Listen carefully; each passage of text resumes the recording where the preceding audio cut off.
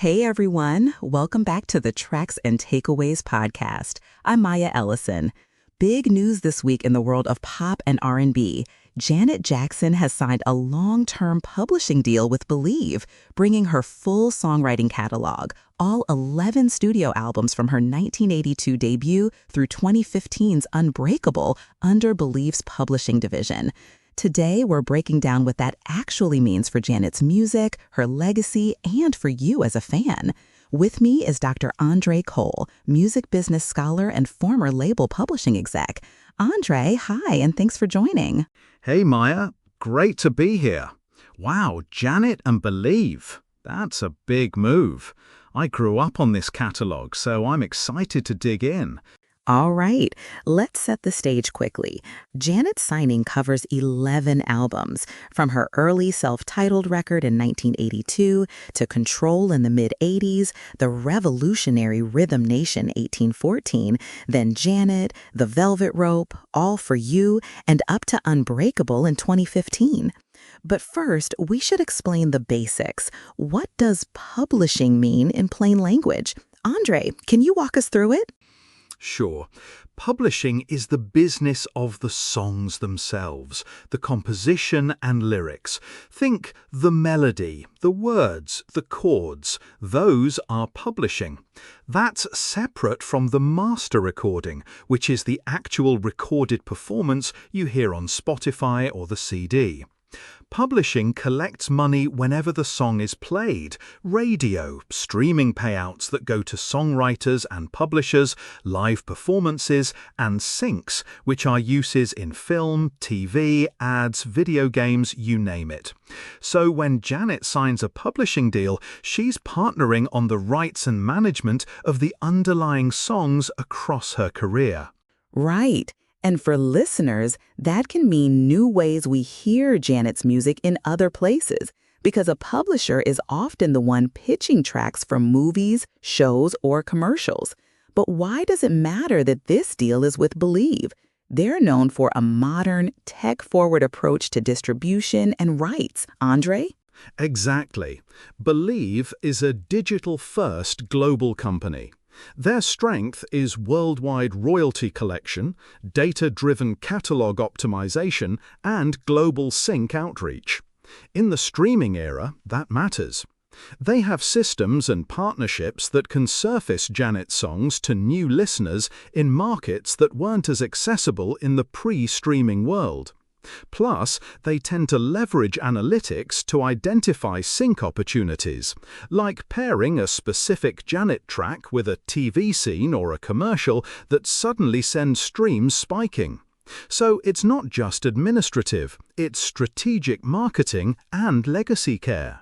Let's walk through the arc of Janet's catalog here, because this deal is covering the whole story, not just a slice. I mean, her breakthrough with Control in 1986 changed pop music. The empowerment theme, the choreography, the videos. Rhythm Nation 1814 was both a chart juggernaut and socially conscious. And then Janet and the later albums pushed boundaries sonically and visually. Andre, when you look at her songs as assets, which moments stand out as especially valuable for syncs or reintroductions? So many. From a sync perspective, different songs serve different needs. Control tracks are pure late 80s empowerment. They work well in coming-of-age sequences, sports montages, ads celebrating independence. Rhythm Nation songs carry weight for thematic storytelling around social justice or period pieces set in the late 80s and early 90s. Then you have Janet tracks like That's the Way Love Goes and Again. Those are timeless ballads that music supervisors love for emotional scenes. And Janet's later experimentation, tracks with more atmospheric production, fit modern indie or high-end drama placements. The catalog's diversity is a huge strength. Totally. And it's easy to forget how many distinct eras she created. Okay, back to basics for a second. Listeners sometimes conflate publishing with masters. So if Janet signs her publishing with Believe, does that mean Believe owns the recordings, like the versions we grew up with? Good question. Not necessarily. Publishing deals govern the songs, the compositions. Masters are a separate right. In some cases, an artist's master rights are still held by a label or the artist themselves. This announcement is about publishing, so it's about who's handling the songs, not the original recordings. That said, having publishing consolidated under one partner can make it far easier to clear things for remixes, reissues, or new uses, even if another company owns the masters. So, no surprise that financial terms weren't disclosed. We can't talk about dollar figures, but we can talk about structure and benefits. Andre, what does a modern, long-term publishing contract usually give an artist besides royalty collection? What are the strategic perks? In today's market, beyond collection and admin, which is crucial because global rights are messy, you get active catalog management. That includes pitching for syncs, creating replacement or localization strategies in new markets, data-driven marketing to drive playlists and micro-campaigns, possibly funding for creative projects tied to the catalog, and sometimes support for archival releases, box sets, or anniversary campaigns. A long-term arrangement signals a commitment to cultivate and grow the song's commercial prospects for years. And why would Janet do this now? Is this just about money, or is there a larger legacy strategy? It's both. There's a broad rights optimization trend right now. Everyone's seen catalogs sell and generate long-term passive income. But for an artist of Janet's stature, this is also legacy stewardship. Consolidating publishing rights with a partner who understands digital-first global strategies increases the chance her songs will be used thoughtfully, that royalties are collected efficiently worldwide, and that her catalog reaches younger listeners. It's about protecting and amplifying the creative work. And yeah, we've seen other legacy artists reconfigure rights in recent years, but Janet's move is notable because it covers her entire catalog across decades with one partner. That gives Believe a full runway to plan decade-spanning campaigns. I want to ask about sync opportunities. Do you think this makes a Janet biopic or documentary more likely to use her own songs? Because that's something fans always worry about. Potentially, yes. If a single publisher represents the full songwriting catalog, licensing becomes simpler from a clearance standpoint. You don't need to negotiate with multiple publishers for different songs. That reduces friction for filmmakers and showrunners.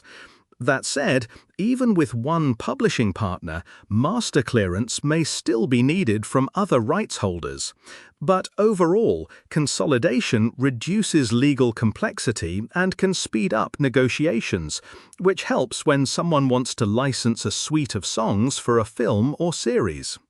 Listeners, imagine a streaming series or a major documentary that can more easily weave Janet's songs across episodes without a dozen different clearances. That could be powerful.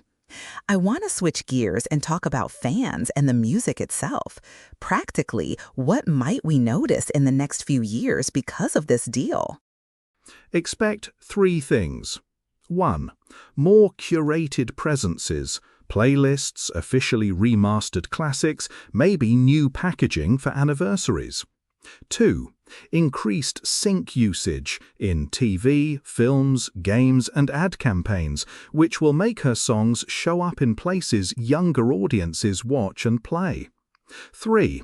Possible collaborations and sanctioned remixes, because clearer publishing rights make it easier to rework songs legally. All of these can revitalize streaming numbers and royalties. I'd add a strategic partner can help push particular songs into spotlight moments tied to cultural anniversaries, say the 35th anniversary of Rhythm Nation or Control. Imagine exclusive releases, maybe unreleased demos or curated box sets timed with interviews or museum exhibits. That's exciting. Absolutely. And because Believe has analytics muscle, they can identify unexpected song lift opportunities, like how older tracks sometimes go viral on TikTok. If a snippet from a Janet song starts trending, the publisher can quickly capitalize by promoting the full track, clearing sample requests, or pushing it for sync placement. Let's give people a few examples to picture this. Take Rhythm Nation's title track.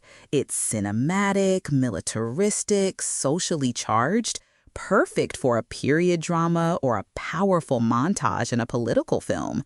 Or again, that ballad, you hear that in a season finale and you're crying. That's the kind of emotional work publishers sell to supervisors.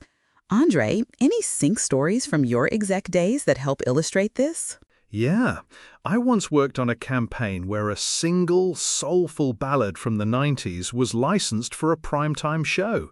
After the episode aired, the artist saw a huge spike in streams and then a renewed interest from younger artists who wanted to interpolate that chorus. That leads to new revenue, both sync fees and downstream streaming, and sometimes opens doors to reissues or deluxe editions. A proactive publisher plans for those ripple effects. And as Janet's catalog gets lifted into new spaces, it also means new conversations about her artistic importance, not just the hits, but the deep cuts. I want to talk briefly about the cultural significance here.